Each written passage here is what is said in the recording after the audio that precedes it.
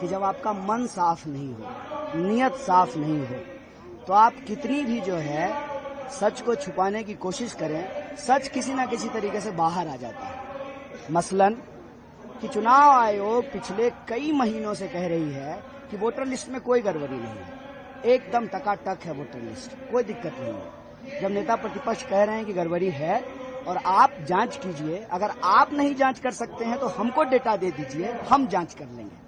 जब उनको पता चला कि वोटर लिस्ट की जांच हो रही है तो गड़बड़ी तो निकलेगी, क्योंकि ये गड़बड़ी करके बैठे हुए हैं। तब उन्होंने कहा कि गड़बड़ी को रोकने के लिए तो एसआईआर कराया है, मतलब गड़बड़ी है।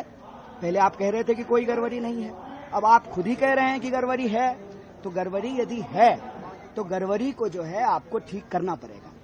हम ये नहीं कह रहे हैं कि हमको दुरुस्त वोटर लिस्ट चाहिए, हर हाल में हमको जो है दुरुस्त वोटर लिस्ट चाहिए, शुद्ध वोटर लिस्ट चाहिए, साफ स्वच्छ वोटर लिस्ट चाहिए, ना जेन्यून वोटर का नाम कटे और ना बोगस वोटर जो है उसमें जुड़े। हम शुद्ध वोटर लिस्ट चाहते हैं, लेकिन ये करने का काम चुनाव आयोग का है। और चुनाव आयोग की जो मंशा है आज के प्रेस कॉन्फ्रेंस से पूरी तरह से साफ हो गया है।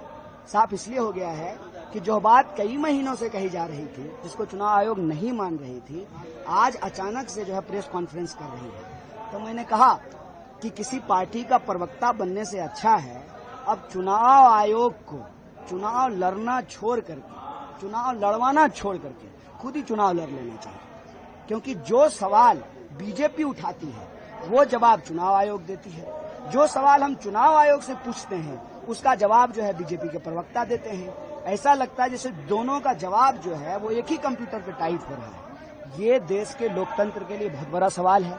लोकतंत्र को यदि बचाना है तो हमको शुद्ध वोटर लिस्ट बनाना पड़ेगा। जो जेन्यून मतदाता हैं उनको हर हाल में वो वोट दें, उनका मताधिकार सुरक्षित रहे, क्योंकि लोकतंत्र का आधार है आजादी और आजादी का अधिकार है मताधिकार। जो आधार ही जब नहीं बचेगा तो फिर आजादी भी नहीं बचेगी। इसीलिए नेता प्रतिपक्ष राहुल गांधी जी ने कहा है वोट चोरी से आजादी। अगर ईमानदारी की सरकार ही नहीं बनेगी तो फिर रोजी रोजगार, शिक्षा, स्वास्थ्य, लॉ एंड ऑर्डर, तमाम गारंटियां, माँ बहन योजना, वो सब चीजें कैसे लागू होगी। कन्हैया जी, एक यात्रा प्रशांत किशोर भी पूरे बिहार में कर रहे हैं, क्या